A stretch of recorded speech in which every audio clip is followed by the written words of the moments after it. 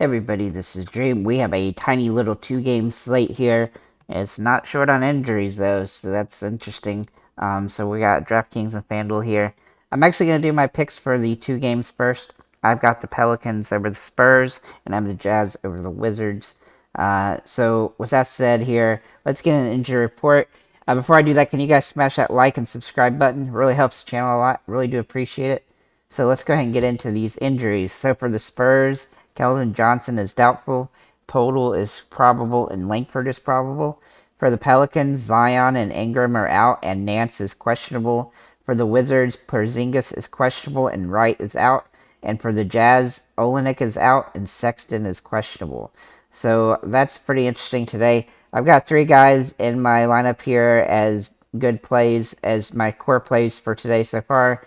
CJ McCollum, he's been playing really well with guys out the last few games. He had one off game, but overall he's been really good. And his price is still pretty decent here. He's actually lower than what he's been most of the season. And so he's got some upside in this matchup. Obviously, he can get over 50 fantasy points in this game. Nice plus matchup for him. Trey Murphy, also very interesting today. With Zion out, he's going to get more minutes, and I expect him to play well. He's been playing well a lot during games when Zion or Ingram is out, and now both of them are out, so he's going to get more minutes. And then if he's even got a bigger boost if Nance ends up being out as well. So I really do like him on the slate. And then similarly, Herbert Jones, he's in a similar situation where his minutes are going to be increased, and he's going to have to play well for the Pelicans today. He's going to get plenty of opportunity and plenty of shots. He is a little bit more scoring dependent than some of the other guys on the team, but he is a guy that does well when those like Zion and Ingram are out, who are both out today. And then especially if Keldon Johnson doesn't play, because he's one of the better defensive players on the Spurs, it's just going to benefit everybody on the Pelicans. So then, beyond that, we're also going to take a look at Jonas Valanciunas here for the Pelicans.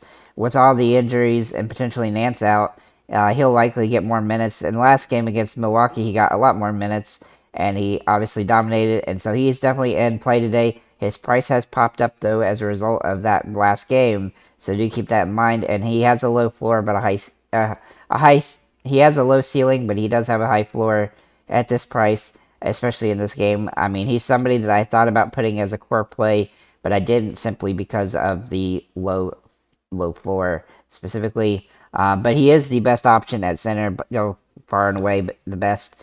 Then we're going to look at Keita Bates Diop. I don't know if I'm saying your name right. I'm sorry. But anyhow, he should be starting at power forward today with he's been playing pretty solid lately, and so the Spurs are starting to get him more minutes. As you can see, the last few games, he's been over 16 fantasy points or better. Now, he is $4,000, and I don't necessarily expect him to get 30 fantasy points, but if you need a value play, he's a decent one to look at, and there's not a ton of great value plays on the slate. Jordan Clarkson for Utah looks pretty interesting today. He has been playing pretty consistent minutes. He is a little bit up and down fantasy-wise, but they are beat up at guard a little bit, and so I do expect him to play a full complement of minutes in this game, which should be somewhat close, but I do expect Utah to win, and he does definitely has some upside at this price point. Then we're going to look at Lauri Markkanen for the Jazz as well. With all the injuries to Olenek, he should get more minutes, and as we've seen the last couple games, he's been playing really well. His price has stabilized for the most part this season around 8,000, and I expect him to be able to, he has 50 fantasy point game potential, especially like he did last game. He does need to get more rebounds to really feel comfortable today, but overall, he does have double-double potential in general. He's just not always consistent, but he has been scoring well lately, and so that gives him a lot of upside in this matchup. Then we're going to look at Devin Vassell for Spurs. He's one of the few guys on the Spurs I think has a very viable chance to have a really big game. If Keldon Johnson ends up out, he is definitely a viable option today, which I expect Keldon Johnson will probably sit out today. But obviously keep track of the injury situation to make sure about that. But if he ends up being out for sure, Bassel will be a guy that I will lock into my lineups. That's what I have here on DraftKings. A very limited slate. There's not a ton of expensive, like, the most expensive guy that's likely going to play is Kuzma at 8,700 bucks. And obviously, there's not a ton of great value options, but there could be a couple open up depending on the Spurs and also the Pelicans injuries as well as the Jazz. So we'll have to see, how these injuries play out. Even if Porzingis ends up being out too, then Gafford would be somewhat interesting, though he's over expensive here on DraftKings. So let's get over to FanDuel and take a look at the players here that I like. So I'm just CJ McCollum here is the top pick overall. Obviously he's been playing pretty well lately, and he's gonna have some upside here with Zion out now as well. He should get more shots and opportunities. I will note on FanDuel that everybody's more expensive. I'm not going to play on FanDuel today. It's just really risky. There's no real good value plays. Trey Jones does look interesting today, though. Here at 6,300 bucks, obviously that kind of caps out his potential. But if Keldon Johnson's out, he has a little bit more upside.